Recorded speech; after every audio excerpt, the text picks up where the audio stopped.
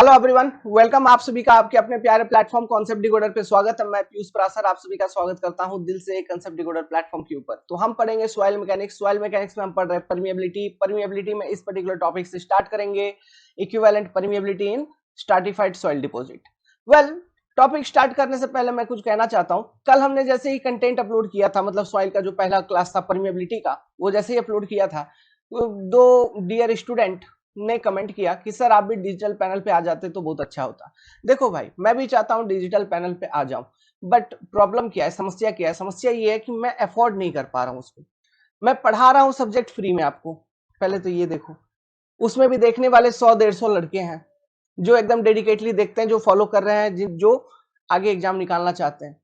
अब ऐसे केसेस में मेरे पास उतना पैसा कहां से आएगा कि मैं डिजिटल पैनल को अफोर्ड कर पाऊं? उसका सेटअप कम से कम 5 लाख रुपया लगता है, स्टार्टिंग इनिशियल सेटअप। उसमें वो पैनल है, कैमरा है, अलग से लैपटॉप सेटअप करना होगा, वाईफाई कनेक्टिविटी अलग चाहिए। तो मैं जिस लोकेशन पे रह रहा हूँ, जहां मैं काम करता हूँ, वो जंगल झाड़ वाली इलाका है। यहाँ ना वाईफाई कनेक्टिविटी ना कुछ। जियो का भी, जियो बोलता हूँ, एयरटेल का भी नेटवर्क यहाँ ढंग से नहीं पकड़ता है। छत पे जाना पड़ता है, वो भी, और दूसरे को फोन लगाना पड़ता है, तब जाके कनेक्टिविटी बनती है। अगर मान लो वो सारा सेटअप मैं करता भी हूं, तो मुझे अपना जॉब प्रोफाइल वगैरह सब कुछ छोड़ के कोई टाउन में शिफ्ट होना होगा, सबसे पहली चीज। और उसके बाद वो मतलब ये इसी चीज में रहना होगा। तो बात ये है, हम लूटना नहीं चाहते हैं, हमको वो सब चीज नहीं करना है। भले ही 150 बच्चे देख रहे हैं, ये हमारा हॉबी है पढ़ाना, हम पढ़ा रहे हैं। जो भी हमारे पास मिनिमम पैसे में हम पढ़ा देंगे। फॉर एग्जाम्पल, जैसे हम पढ़ा रहे हैं, हमारा जो कंप्लीट क्लास है सिविल इंजीनियरिंग का, ये पेपर हम फ्री में पढ़ा रहे हैं। लेकिन पैसे मैं भी लेता हूं, ऐसा नहीं है, लेकिन बहुत कम लेता हूं। कितना लेता हूं? 2500, कभी 3000, डिपेंड करता है स्टूडेंट टू स्टूडेंट। तो 2 से 3 हजार के बीच में ही अपना फी रहता है। तो ऐसे केसेस में मतलब मैं तो फिलहाल अभी अफोर्ड नहीं कर पाऊंगा। हाँ, आगे आने वाले समय में देखेंगे, अगर इसी लाइन को आगे बहुत ज्यादा बढ़ाना हो, है ना, तो हो सकता है शायद मैं भी वो चीज अफोर्ड कर लूं। बट उससे फर्क नहीं पड़ता है। टीचर में पढ़ाने का एबिलिटी होना चाहिए, पढ़ाने का क्वालिटी होना चाहिए, कंटेंट पे पावर होना चाहिए, जो कि मैं आपको एक ऐसे ही दे रहा हूं। ये तो छोड़ो, ये तो मैं अभी फेस दिखा के आपको पढ़ा रहा हूं बॉडी लैंग्वेज के साथ। मैं जब व्हाइट बोर्ड में केवल विदाउट एनी फेस पढ़ाता था, तब भी मेरे स्टूडेंट गेट रैंकर है, तब भी मेरे स्टूडेंट एसएससी जेई रैंकर है। तो डिपेंड ये नहीं करता कि आप डिजिटल पैनल पे पढ़ा रहे हो और या और कहीं। पढ़ाने का तरीका होना चाहिए, स्टूडेंट को समझ में आए, वो बात होना चाहिए। तो वो बात यहां है, इसलिए आप सभी का प्यार मिलता है। प्यार बनाइए, मजा आएगा, कंटेंट को फॉलो करिए, एग्जामिनेशन निकल जाएगा दोस्त। ठीक है, कोई जरूरी नहीं है कि समझ जाओ। वेल, तो हम देखेंगे टॉपिक इक्विवेलेंट परमेबिलिटी इन स्ट्रैटिफाइड सॉइल डिपॉजिट। ठीक है, अब ये क्या है? स्ट्रैटिफाइड सॉइल डिपॉजिट मतलब अलग अलग लेयर में सॉइल डिपॉजिट हो रखा है। ठीक है, स्ट्रैटिफिकेशन है सॉइल में, तो अलग अलग लेयर में अगर सॉइल डिपॉजिट हो रखा है, तो डायरेक्शन ऑफ फ्लो, मतलब पानी का फ्लो का डायरेक्शन हमको देखना पड़ेगा। लेट्स सपोज पानी का जो फ्लो का डायरेक्शन है, that is perpendicular to stratification, मतलब ऐसे स्ट्रैटिफिकेशन हो रखी है, इस तरह से स्ट्रैटिफाइड है soil mass, water is flowing vertically, that is perpendicular to direction of flow, then what is the equivalent permeability? या फिर आप इसको कह सकते हो व्हाट इज वर्टिकल, मतलब permeability in vertical direction.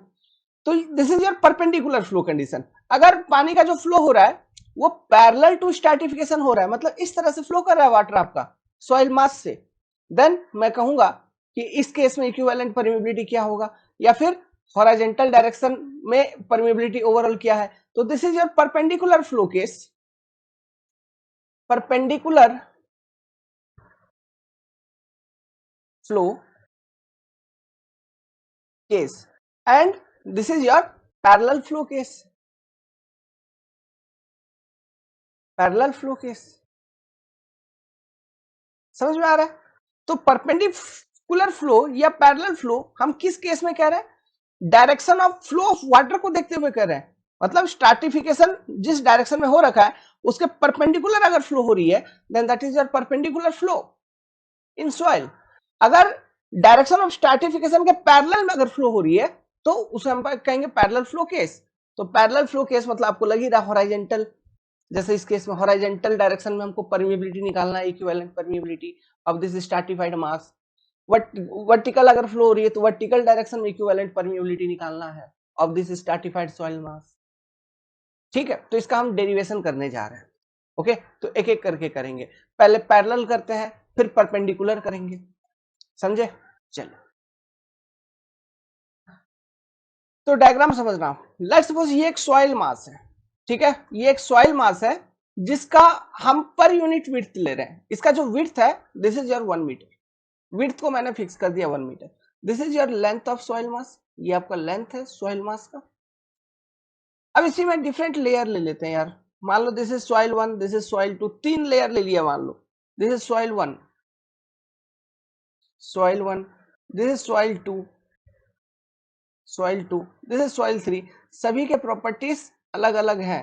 That is इसका कोफिशिएंट ऑफ परमिएबिलिटी जो है, let's suppose that is your K1, है ना। इसका कोफिशिएंट ऑफ परमिएबिलिटी है K2, इसका कोफिशिएंट ऑफ परमिएबिलिटी है K3, है ना।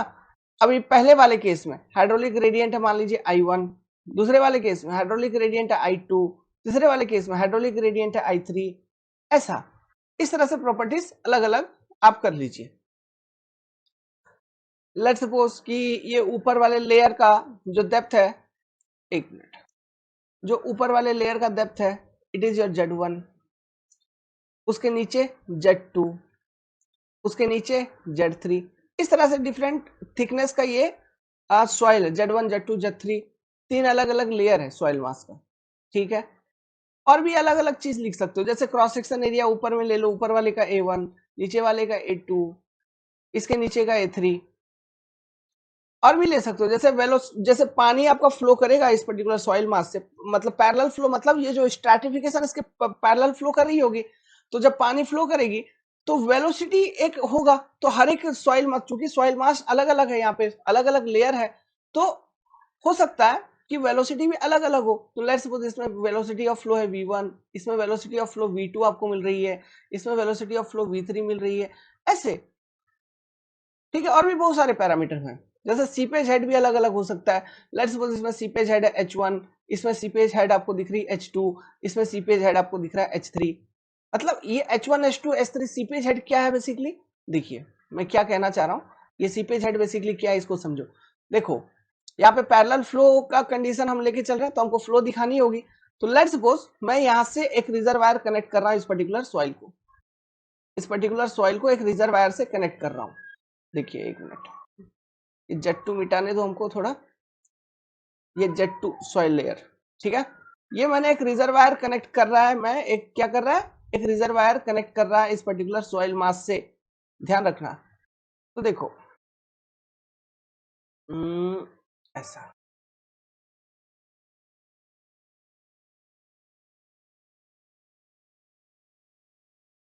यहाँ पे एक मैंने रिजर्वायर कनेक्ट कर दी, एक टंकी कनेक्ट कर दी। इस टंकी में पानी का लेवल इतना है, this is the level of water. तो वाटर क्या होगा, अभी वाटर क्या होगा वो हम देखेंगे। दूसरा रिजर्वायर मैं इधर कनेक्ट कर रहा हूं, इस तरफ, ये ऐसा, ये एक मिनट यार, ऐसा।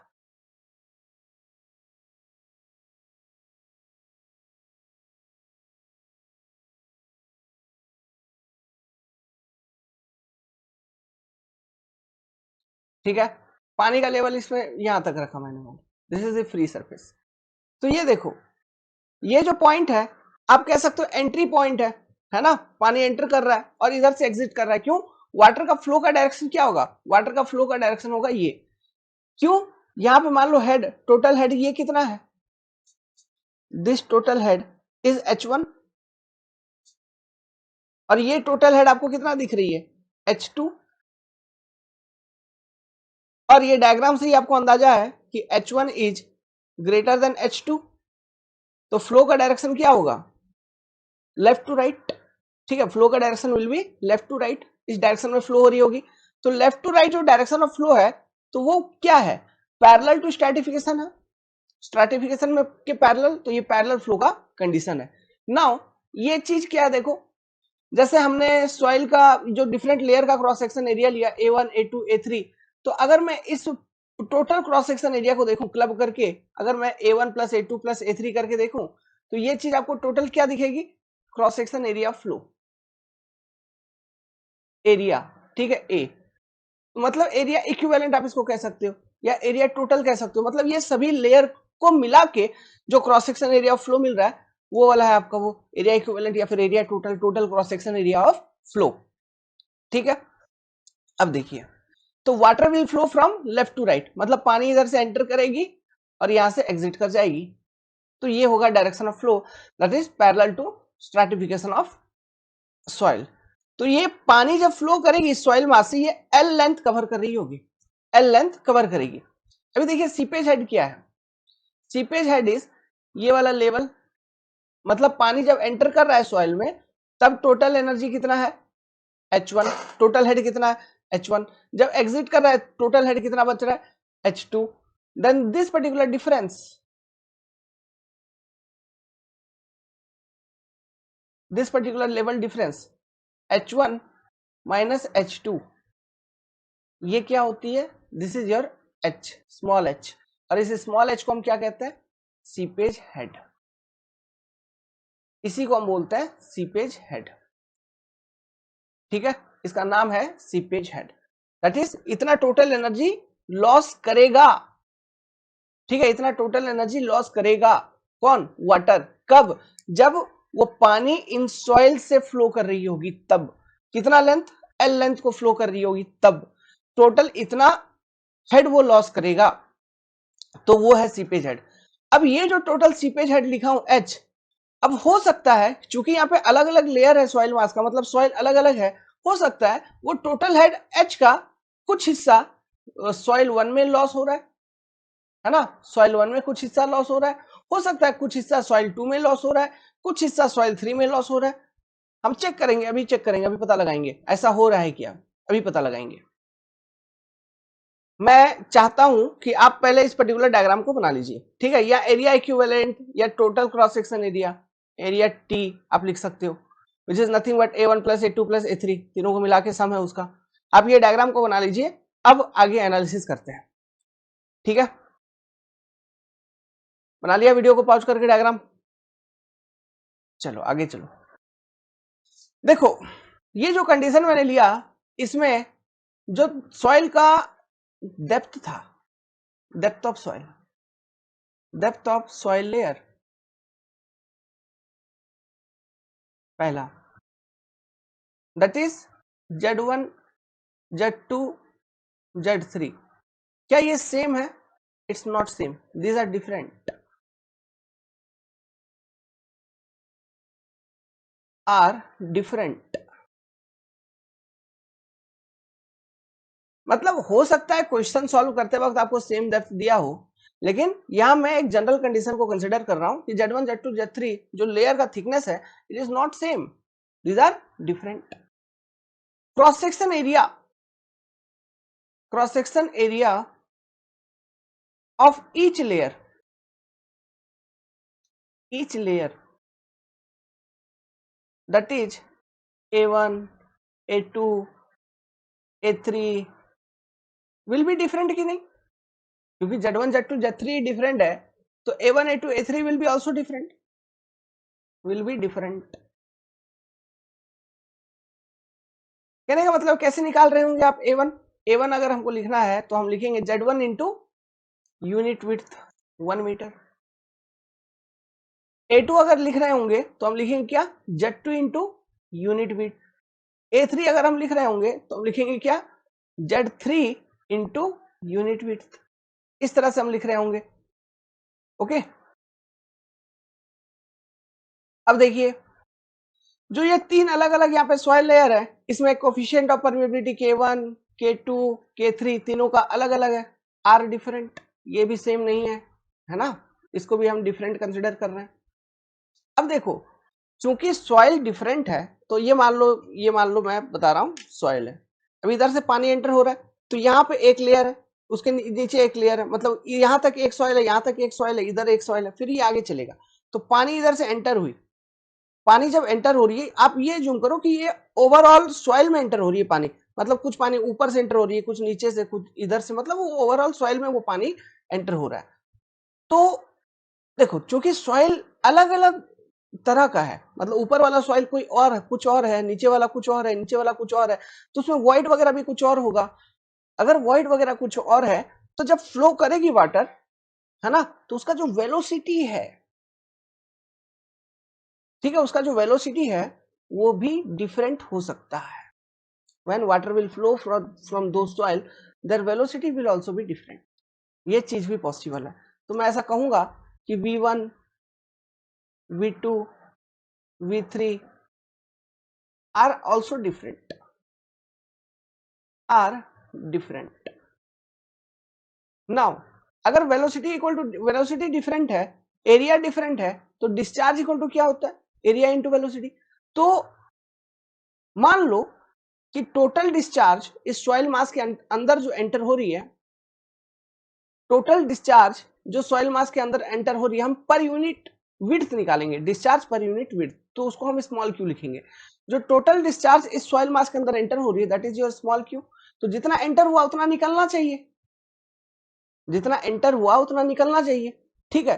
तो लेट्स सपोज ये जो डिस्चार्ज क्यू एंटर हो रही है टोटल, और क्यू निकल रही है, तो इसका Q1 ऊपर वाले से गया, Q2 नीचे वाले से गया, Q3 उसके नीचे वाले से गया। क्यों? अरे continue to equation, area into velocity अलग अलग, तो डिस्चार्ज जो पास होगा different layer of soil mass से वो भी अलग अलग। तो Q1, Q2, Q3 are different. ये सारे पैरामीटर अलग अलग हैं सभी लेयर के। लॉजिक क्लियर हो रही है कि नहीं? Are different. तो सेम क्या क्या है, सेम आपको दिखेगा, सेम आपको दिखेगा लेंथ ऑफ ईच लेयर। देखो जरा डायग्राम को, डायग्राम अगर बनाया हो कॉपी पे, length of each layer that is length of soil 1 equal to length of soil 2 equal to length of soil 3। Same कि नहीं? ठीक है। नाउ देखिए सॉइल आपका कैसा है, सॉइल आपका यहां पे बनाता हूं, और क्या सेम होगा, जैसे ये आपका सॉइल है, तो इसमें 3 लेयर मैंने आपको बता रखा है, ये। अब मैंने ये चीज आपको बता रखा है, this is soil 1, this is soil 2, this is soil 3। मैंने आपको ये चीज बता रखा है कि फ्लो इधर से इधर हो रही है। जब फ्लो इधर से लेफ्ट टू राइट हो रही है, तो टोटल लेंथ वो कवर कर रहा है कितना, एल, है ना। चाहे वो सॉइल 1 का हो उसमें भी वो लेंथ कवर कर रहा है एल, चाहे वो सॉइल 2 का हो उसमें भी वो लेंथ कवर कर रहा है एल, चाहे वो सॉइल 3 का हो उसमें भी लेंथ वो कवर कर रहा है एल, ठीक है। तो जो मैंने आपको सीपेज हेड आपको बताया था, H1, H2, H3, क्या वो तीनों सॉइल के लिए सेम नहीं है? मतलब सेम ही लेंथ तो उसको कवर करना है ना। तो जो सीपेज हेड अवेलेबल है सॉइल के पास वो कितना, तीनों लेयर के लिए सेम है। H1, H2, H3 are same. H1 equal to H2 equal to H3 equal to H। Seepage head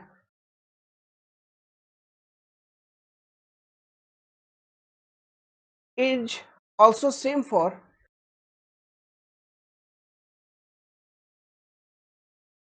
all layer।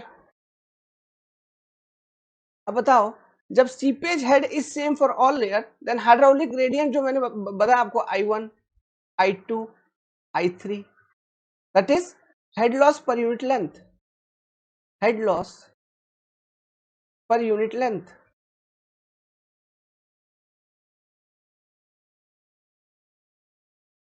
That is I1 equal to what, H1 by L1 equal to I2 which is equal to H2 by L2 equal to I3 which is equal to H3 by L3 equal to H by L, same, that is head loss per unit length या hydraulic gradient for each layer of soil mass in this type of flow will be same। Parallel flow है तो इस case में hydraulic gradient आपका same रहेगा।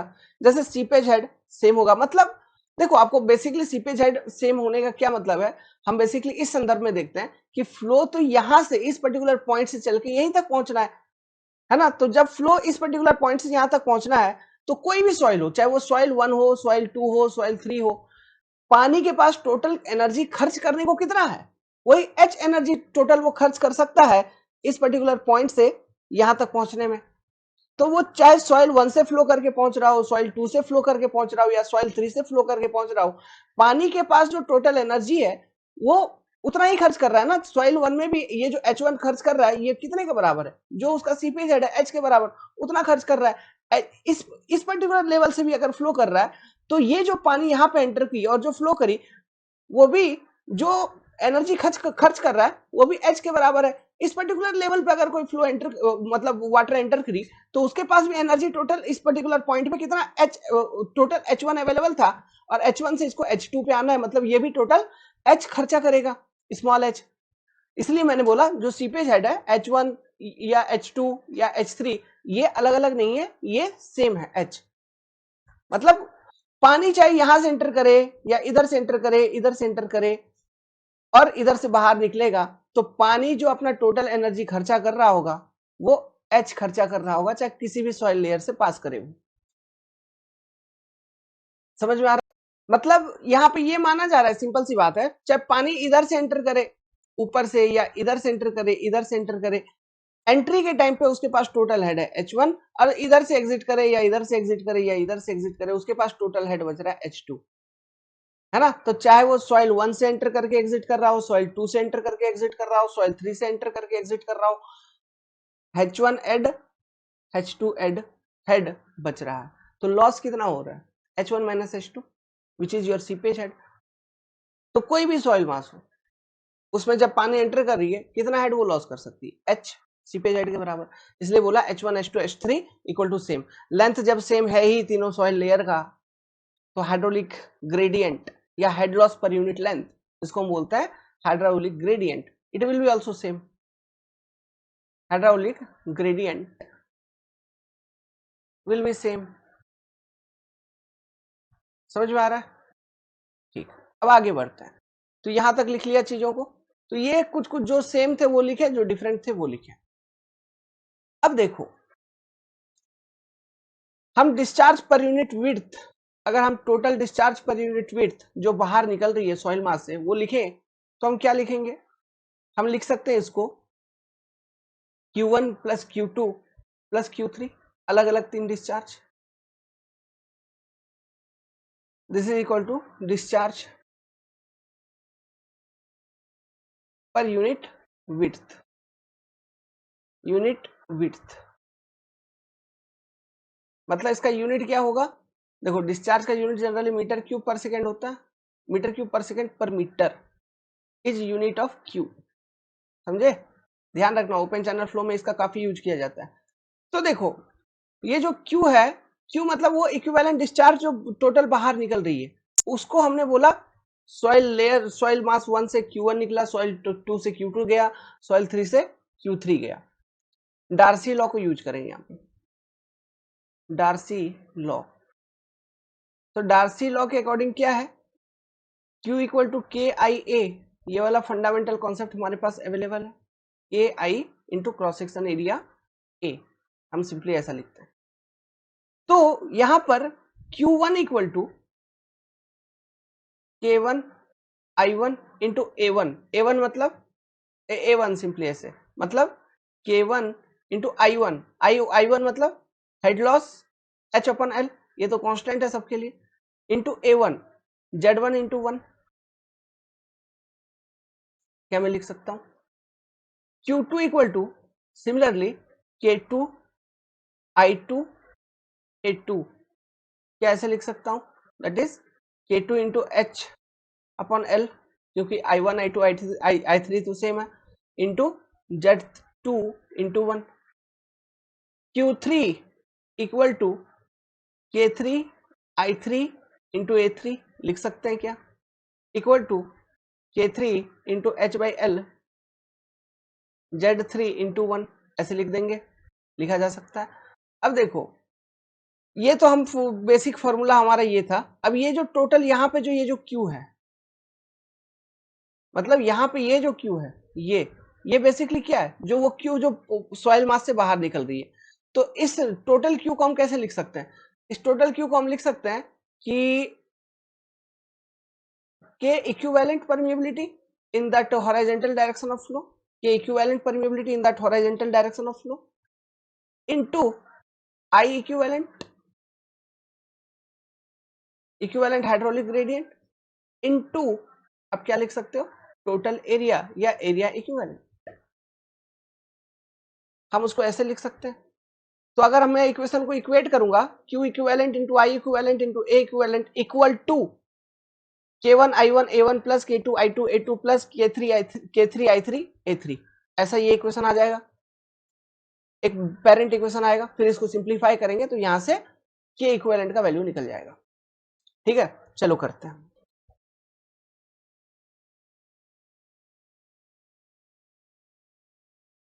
तो K equivalent into आई equivalent into area equivalent. Area equivalent को मैं कैसे लिखूंगा, A1 plus A2 plus A3, A1 plus A2 plus A3, A1 मतलब Z1 into one plus A2 मतलब Z2 इंटू वन, A3 मतलब Z3 इंटू वन। तो imagine करो, क्या ये Z1 plus Z2 plus Z3 into one नहीं लिख सकते क्या एरिया इक्विवेलेंट को? हाँ लिख सकते हैं। Equal to K1 I1 A1, A1 मतलब Z1 इंटू वन, सीधी बात, Z1 into one plus K2 I2 into Z2 into one plus K3 into I3 into Z3 into one, ऐसा। अब देखो I equivalent equal to I1 equal to I2 equal to I3 which is equal to head loss पर unit length H by L। तो क्या यहां से अगर common देखेंगे तो I इक्विवेलेंट दोनों बगल से कॉमन निकालेंगे तो कट जाएगा, कट जाएगा, वन वन दोनों बगल से कट जाएगा, कॉमन कट जाएगा। तो बचा क्या मेरे पास equation, K equivalent equal to बच रहा है Z1 plus Z2 plus Z3 equal to K1 Z1 plus K2 Z2 plus K3 Z3, ऐसा कुछ बच रहा है। तो क्या इसको मैं मॉडिफाई करके ऐसे लिख सकता हूं, K equivalent equal to K equivalent into Z1 plus Z2, ऐसे देखो Z1 plus Z2 plus Z3 equal to summation of KN ZN, N equal to 1 to N,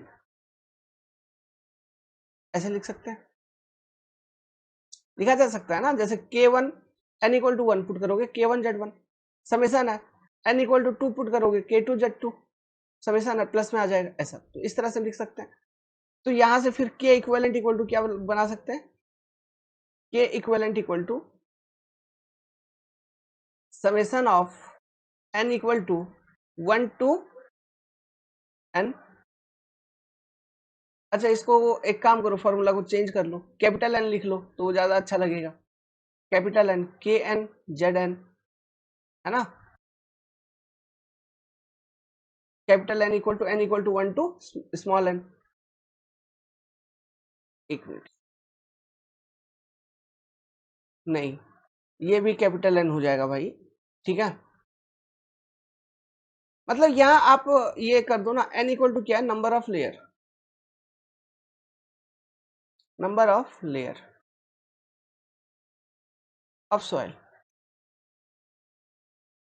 ठीक है। अरे कैपिटल करो स्मॉल करो कोई फर्क नहीं पड़ता, स्मॉल ही लिखो ज्यादा अच्छा है, हैंडराइटिंग फ्लो में रहेगा। KN ZN N equal to 1 to N, तो ये आ गया N equal to 1 to N KN ZN divided by Z1 plus Z2 plus Z3 plus dot dot dot dot dot plus ZN तक, up to ZN तक चलेगा। तो इस formula को ओवरऑल समराइज अगर करूं तो मैं ऐसे समराइज कर सकता हूं, K equivalent equal to summation of n equal to 1 to n kn zn divided by summation of zn n equal to 1 to n. Like this I can write this particular formula.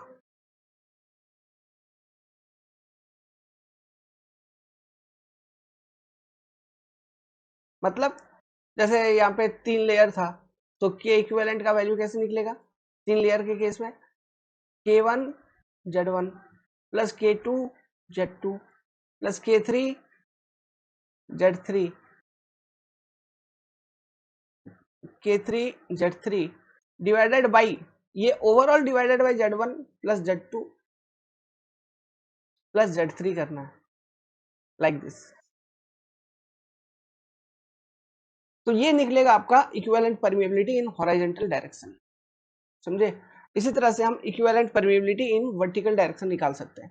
Same stratified soil होगी, soil 1 soil 2 same soil 3, पर जो flow का direction है वो अब horizontal नहीं होगी vertical हो जाएगा। तो perpendicular to direction of stratification हम निकाल लेंगे इक्विवेलेंट परमिएबिलिटी। ये जो हमने फॉर्मूला बताया this is parallel to flow of parallel to direction of stratification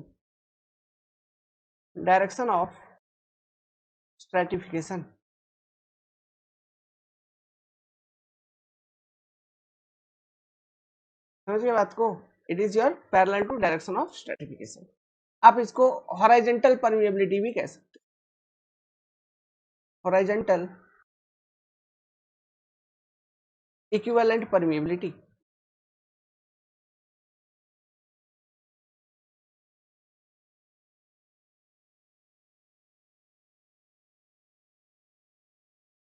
क्या है कोई दिक्कत आए तो पूछने का, ठीक है, कोई दिक्कत ऐसे आएगा नहीं। नेक्स्ट कंडीशन को हम देखेंगे अब, stratified soil perpendicular flow case. देखिए बड़ा सिंपल है, सेम हम सॉइल मास को पहले बना लेते हैं बाबू। देखो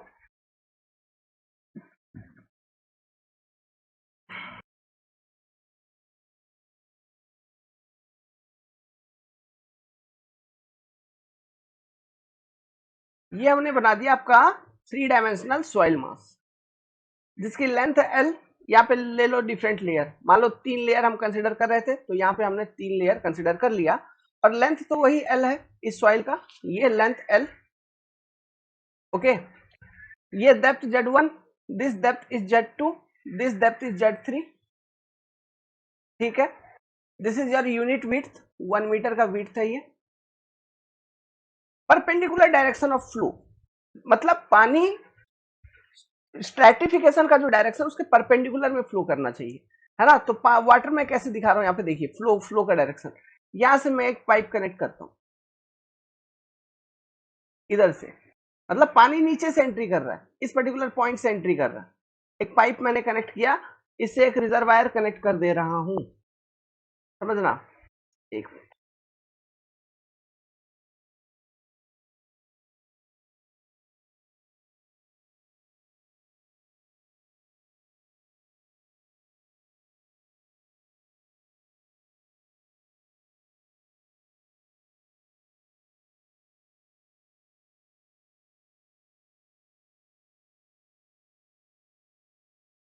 यहां पे मैंने एक रिजर्वायर लगाई, ठीक है।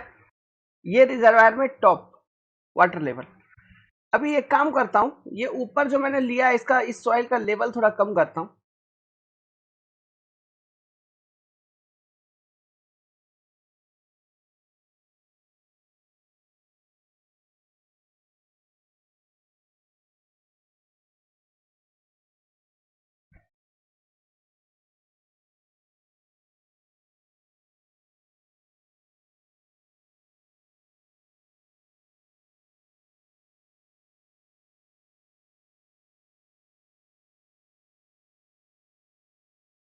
ठीक है, समझ जाओगे।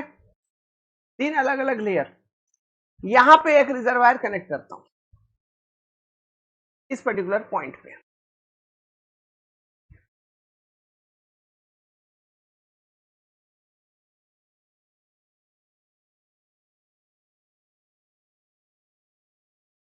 एक मिनट, इसको भी और थोड़ा डाउन कर लेंगे।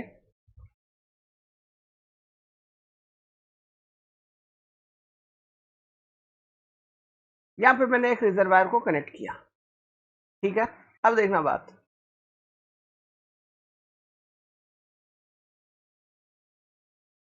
ये हेड यहाँ पे H1 है, एकदम नीचे से इसको थोड़ा और करीब लेता हूं यार, बार बार डायग्राम क्यों कर, थोड़ा सा।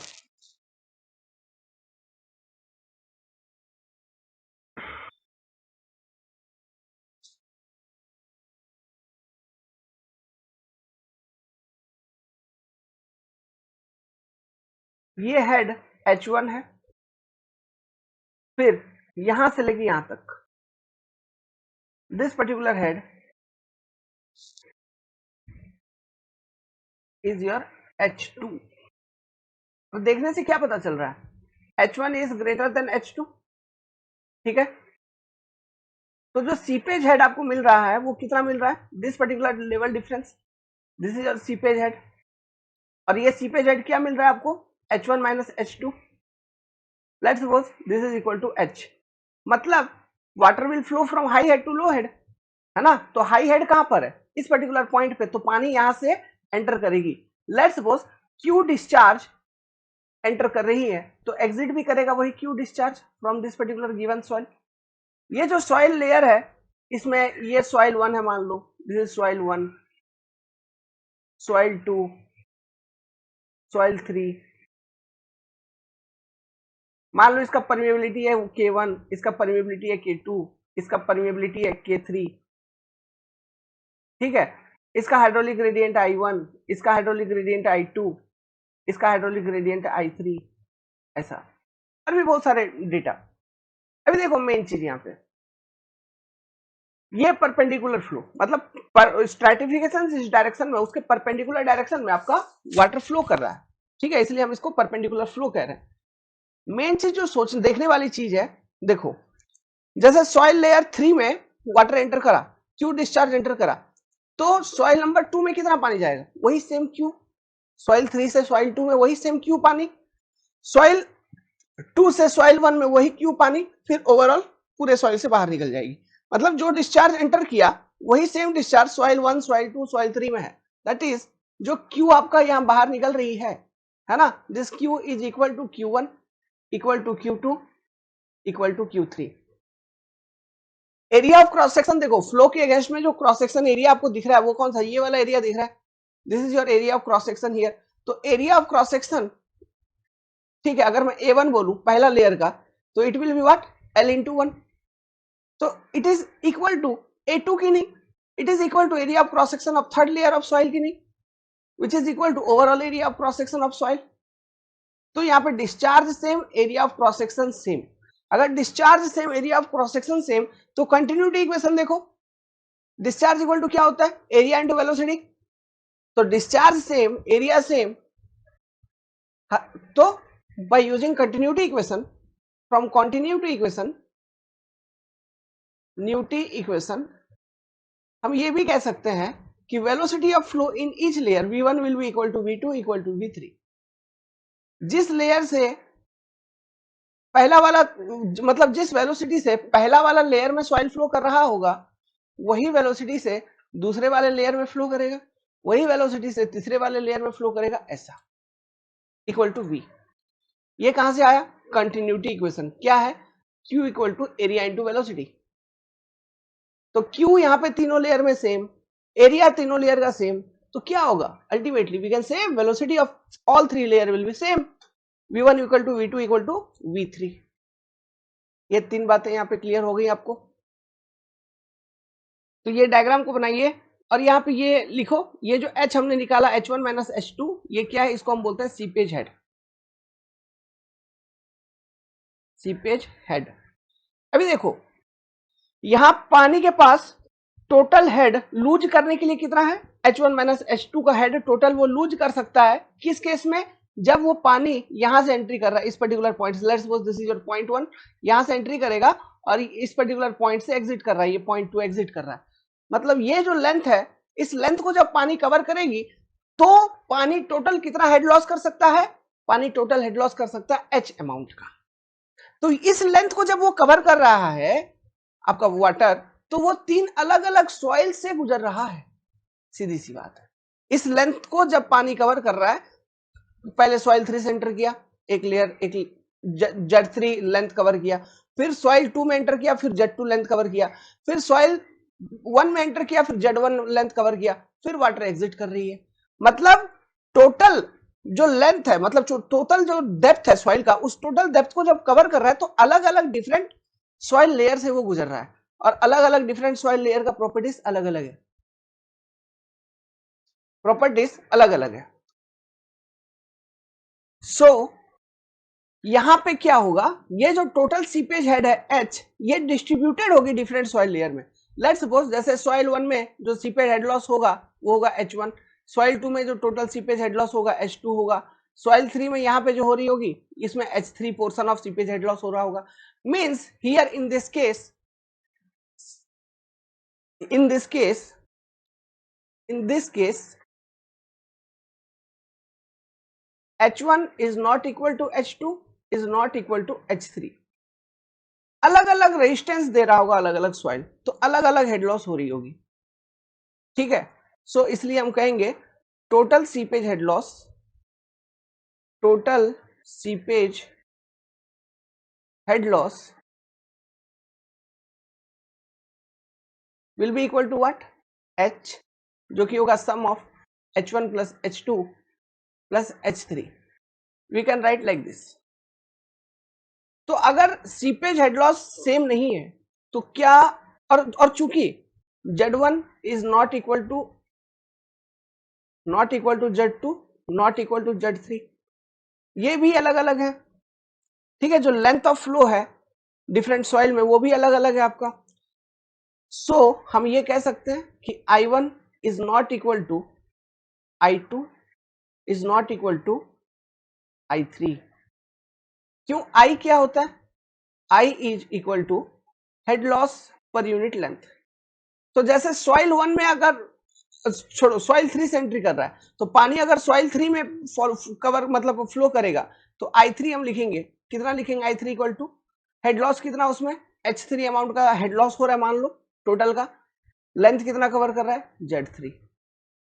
अगर हम I2 लिखेंगे तो H2 by Z2।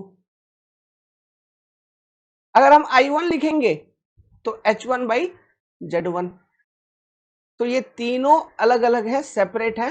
This all three are not equal, जैसा कि पहले हो रहा था पैरेलल फ्लो कंडीशन में, ये इक्वल हो रहा था। क्यों?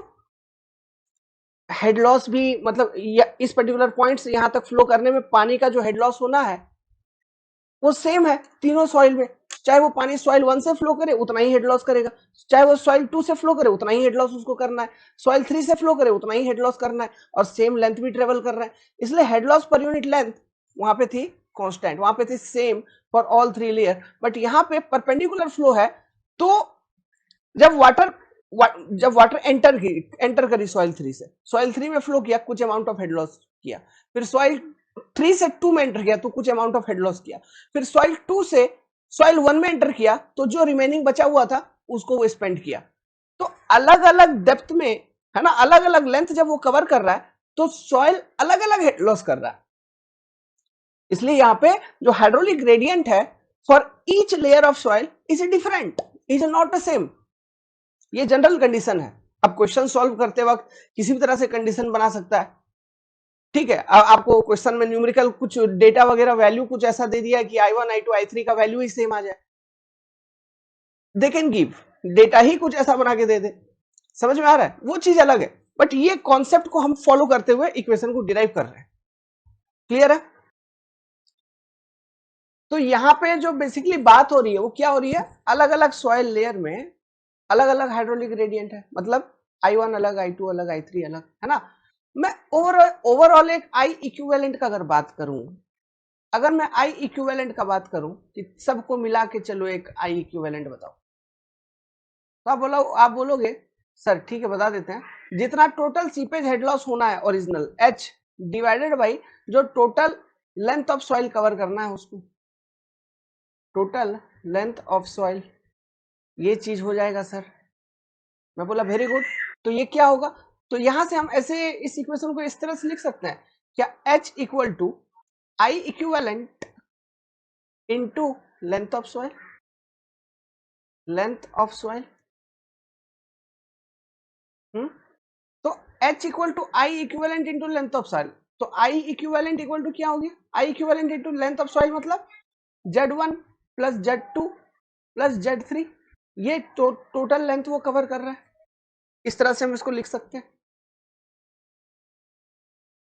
मतलब इसको हम ऐसे भी लिख सकते हैं i equivalent into summation of Z i, summation of Z i लिखो, i equal to 1 to n, ऐसे करते हैं हम, इस तरह से भी इसको लिख सकते हैं। ठीक है, और एक इक्वेशन हमारे पास इससे पहले भी था, h इक्वल टू क्या था, मैंने आपको बता रखा है, h equal to h1 plus h2 plus h3, माने कि सीधी सी बात है, I1 इंटू Z1,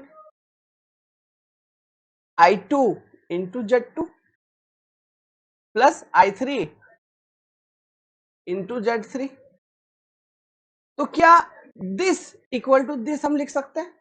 हाँ बिल्कुल, क्योंकि दोनों क्या है, h है, दोनों both are h। So by using this particular two equation, let's suppose this is equation 1 और this is equation 2, equating these two equation, तो हम क्या, मेरे पास क्या इक्वेशन बन जाएगा जब इनको इक्वेट करूंगा, तो I equivalent into summation of Z power I, sorry ZI, where I tends to I equal to 1 to n, ये equal to I1 Z1 plus I2 Z2 plus I3 Z3। देखना derivation कैसे कर रहा हूं, यही logic को use करना है ना, I3 Z3 ऐसे। ठीक है, अगर ऐसा है तो अब मैं क्या कर सकता हूं, देखो डार्सी लॉ का यूज करेंगे।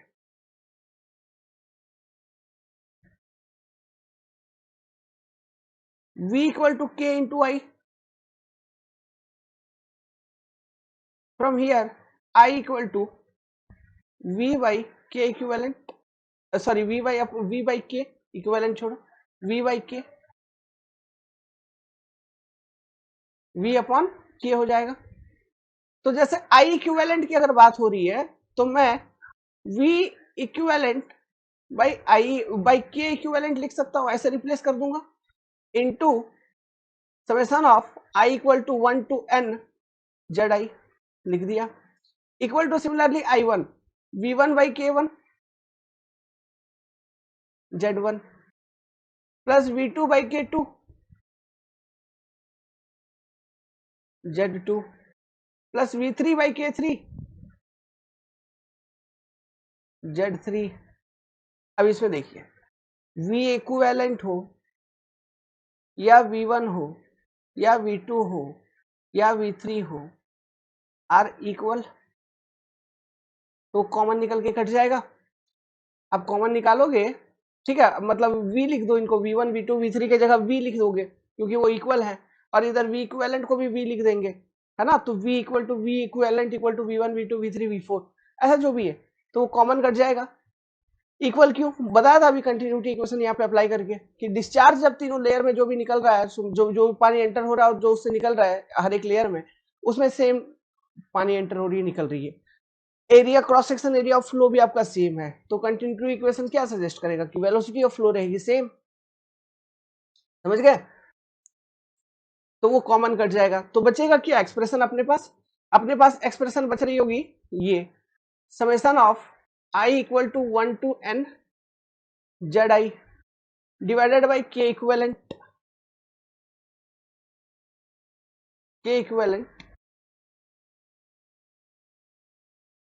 Divided by K equivalent equal to Z1 K1 plus Z2 K2 plus Z3 K3,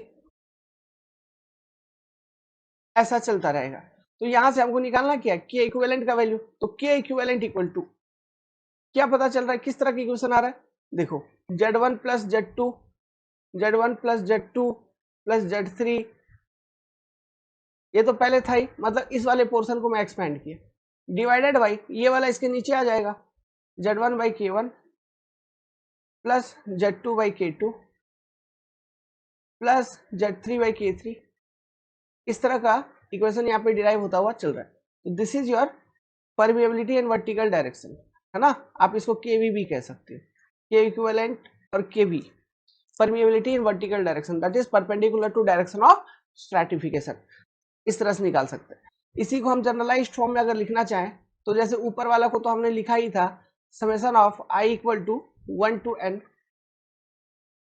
Z i, ठीक है, divided by summation of Z i by K i, Z i अपन K i, where i equal to again 1 to n। बस ये उसका generalised expression हो गया। तो इस तरह से हम निकालते हैं equivalent permeability in direction of stratification, in direction normal to stratification. Clear है, चीजें आपको ध्यान रहेंगे, ठीक है।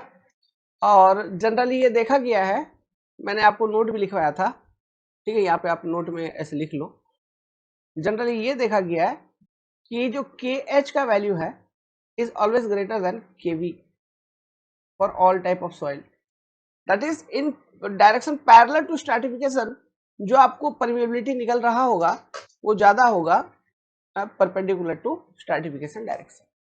क्लियर है, तो उम्मीद करता हूं ये दो डेरिवेशन आपको समझ में आया, बहुत इंपॉर्टेंट डेरिवेशन है, ठीक है। यहाँ जो चीज मैंने लिखवाई, जैसे कि कौन कौन किस कंडीशन में क्या क्या सेम होता है, क्या क्या डिफरेंट होता है, ये चीज से भी एग्जाम में इन डेप्थ क्वेश्चन पूछे गए हैं ऑलरेडी, तो ये चीज आपको ध्यान रखना होगी, कंसेप्ट है ओवरऑल, है ना। ये केवल देखो, ये फॉर्मूला तो अपने आप में इंपॉर्टेंट है, एसएससी जेईई मेंस का हो, कन्वेंशनल मेंस का क्वेश्चन हो, या ऑब्जेक्टिव क्वेश्चन हो गेट का या ईएससी का या कोई स्टेट एजेई का, ये तो पूछता ही पूछता है, ठीक है। गेट में तो कभी कभी आपको सॉइल दे देगा और आपको रेशियो निकलवा लेगा कि के एच अपन केवी का रेशियो कितना है, 1.21 या 1.3 1.4, ऐसा वो रेशियो बताओ, या फिर आपको रेशियो दे देगा, मतलब किसी भी तरह से घुमा के चीजों को यहाँ से उठाया जा सकता है, पूछा जा सकता है। तो आपको चीजें ध्यान रखनी होंगी कि किस में आई सेम, किस में आई डिफरेंट, है ना, ये फीलिंग आपको रखना होगा, तब जाके अगर कंसेप्चुअल क्वेश्चन आ गया इन डेप्थ, अगर सीधा सीधा फॉर्मूला बेस है तो ये फॉर्मूला डायग्राम ध्यान रखना, डायग्राम दिया रहेगा, Z1 Z2 Z3 इनका वैल्यू दिया रहेगा, सीपेज हेड का वैल्यू दिया रहेगा, या फिर सीधा सीधा आई का वैल्यू बता देगा, वो भी नहीं करेगा और सीधा बोलेगा कि ये परमिएबिलिटी निकालो, या आई वाई की भी जरूरत कहां पड़ रही है आपको, है ना, सीधा डेप्थ दिया रहेगा और परमिएबिलिटी K1 K2 K3 दिया रहेगा, ठीक है, और आपको बोलेगा कि KH और KB का वैल्यू निकाल के बताओ, तो सीधा फॉर्मूला पे चिपकाओगे और आंसर निकल जाएगा। तो फॉर्मूला तो अपने आप में याद रखना है, लेकिन अगर इन डेप्थ क्वेश्चन पूछ रहा है इस फॉर्मूला का डेरिवेशन से रिलेटेड, तो आपको पूरा पूरा पूरा कॉन्सेप्ट ध्यान में रखना होगा, और पूछे गए हैं, है ना, इसलिए हम लोगों ने वो डेरिवेशन करवाया आपको, नहीं तो नहीं करवाते, सीधा फॉर्मूला बता के चलते बनते बट ऐसा नहीं है ना, तो क्योंकि वो क्वेश्चन भी पूछे रखे हैं, ठीक है। तो इसी के साथ मैं इस पर्टिकुलर क्लास को यहाँ समाप्त करता हूँ। नेक्स्ट टॉपिक हम पढ़ेंगे टेस्टिंग।